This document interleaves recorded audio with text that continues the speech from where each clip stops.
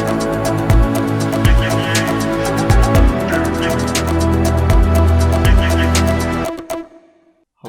जेमसी की मेरी दुआ है कि खुदा आप सबको अपनी बरकत से भर के रखे। वीडियो को लाइक लाजमी करें।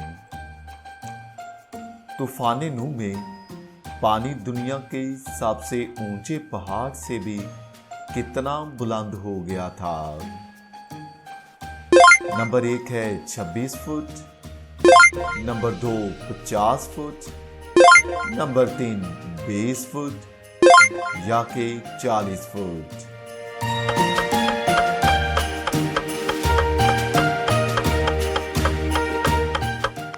दारुस जवाब है 26 फुट।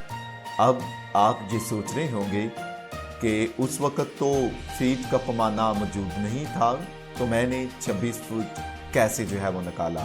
तो थोड़ा सा मैं इसके बारे में आपको एक्सप्लेन जो है वो करता चला हूँ कि पुराने ज़माने में ज़्यादा तौर पर ये जिस वक्त की बात है हाथ ही लिखा जाता था, और उसकी जो पैमाइश है वो जिस तरह आप फोटो पर देख सकते हैं, एक हाथ की पैमाइश इसी तरह की जाती थी, क्योंकि पाकलाम में अगर हम बुलंदी देखें तो वो 15 हाथ लिखी गई है।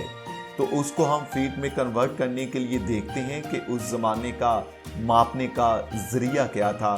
तो वो आपकी जो कोहनी है उससे लेकर आपके हाथ की जो मिडल फिंगर है, जैसा कि आप फोटो में देख सकते हैं, वहाँ तक जितना फासला जो है वो बनता था उसको वो ले लेते थे, जो कि ज़्यादातर अगर हम जो है वो देखें तो 17.6 इंच या कि आप जो है वो कह लें कि 20.6 इंच होता था। अब आप ये सोच रहे होंगे कि ये अलहदा यानी इनके दरमियान जो होता था, तो ये अलहदा जो है वो क्यों इसको जो है वो मैयर किया जाता था, क्यों इसको जो है वो मापा जाता था। तो इसकी जो फर्स्ट रीज़न है वो ये है कि बनी इसराइल जब जो है वो मिस्र से जो है वो निकली है, वहाँ तक तो इसको आप ये कह लें कि जो इसका स्टैंडर्ड यूनिट था 20.6 आप ये कह लें वही इस्तेमाल होता था। लेकिन जब ये वहाँ से निकले हैं तो दरअसल इसको फिर दो तरह से मापा जाने लगा।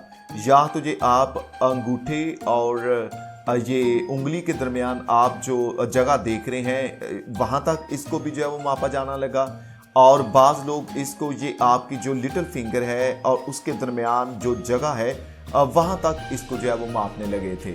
तो इस वजह से फिर इसका जो है वो आप कह लें कि टोटल इसकी जो है वो लेंथ है वो फिर बास टाइम जो है वो 17.5 18 या आप ये कह लें कि पौने जो है वो 20 या बल्कि पौने 21 तक जो है वो इसकी लेंथ जो है वो पहुंच जाती थी। तो इसके हमें बाइबल मुक़द्दस में मिसाल भी जो है वो मिलती है। अगर आप 2 तवारीख को जो है वो पढ़ेंगे, उसके 3 बाब और उसकी 3 आयत को पढ़ेंगे, तो वहाँ पर हमें जिक्र मिलता है कि जो अपमाइश वहाँ पर की गई वो पहले जो है वो तरीक़ाकार जो पहले हाथ का जो था उसके मुताबिक की गई, और उससे हमें पता चलता है कि यानी 2 तरीके जो है वो राइज थे। और दरअसल ये बनी इसराइल के मिस्र में से जब वो आगे कूच करके हैं उसके बाद ये तरीके जो है वो मुख्तलिफ बन गए। उससे पहले जो है वो स्टैंडर्ड जो है वो एक ही जो है वो आप ये कह लें कि इसकी लेंथ जो है वो मानी जाती थी, लेकिन उसके बाद जिस तरह कि मैंने आपको बताया कि मुख्तलिफ तरह से इसकी लेंथ को जो है वो मैयर किया जाने लगा। तो ये दरअसल इसकी जो है वो रीज़न है जिसकी बिना पर मैंने इसको फिर फिट में जो है वो कन्वर्ट जो है वो किया है। तो क्योंकि वहाँ पर 15 हाथ है, अगर आप 20.6 को मल्टीप्लाई आप 15 के साथ करेंगे तो आपके पास फिर आप ये कह लें कि तकरीबन 26 फुट उसका टोटल जो है बनता है, कि जो टोटल बुलंदी होगी थी पानी की सबसे बड़े ऊंचे पहाड़ से भी वो तकरीबन जो है वो 26 फुट के करीब वो पानी ऊपर चला गया था। जब मसीह यीशु ने बपतिस्मा लिया तो क्या हुआ? हैकल का दरवाजा खुल गया, पहाड़ खुल गया, भूचाल आ गया, या कि आसमान खुल गया।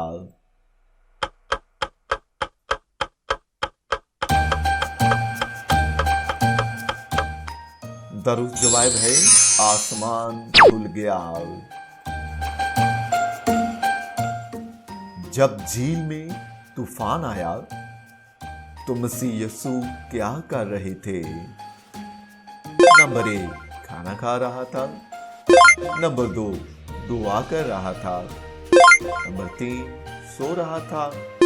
या नंबर 4 ज़बूर पढ़ रहा था।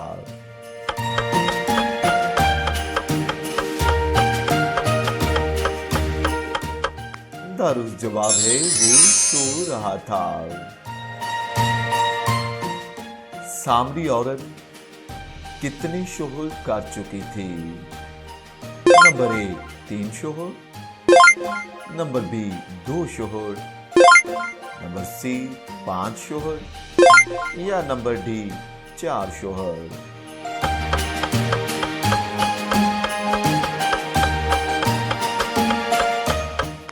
दुरुस्त जवाब है 5 शोहर। सामरियों के ईमान लाने के बाद मसीह यीशु कितने दिन वहां रहे? नंबर 1 3 दिन। नंबर बी 2 दिन। नंबर सी 1 दिन। या नंबर डी 5 दिन।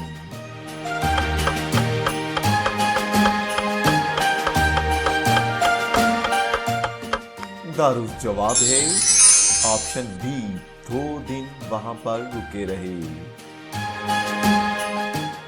फरिश्ता ने किस वक्त रसूलों के कैद खाना के दरवाजे को खोला था? नंबर 1 दिन के वक्त।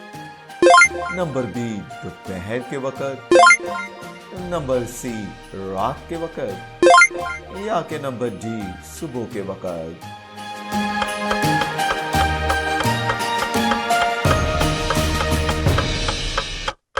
दुरुस्त जवाब है ऑप्शन सी रात के वक्त।